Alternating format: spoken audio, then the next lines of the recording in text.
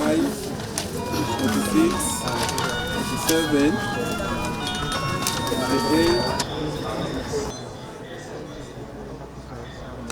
As returning officer for Serere Electoral District, and in accordance with Section 58, Clause 1 of the Parliamentary Elections Act, as amended, I declare Omoding Emmanuel, who has obtained the largest number of votes, to be the elected candidate for Serere County Constituency, Serere Electoral District. Thank you.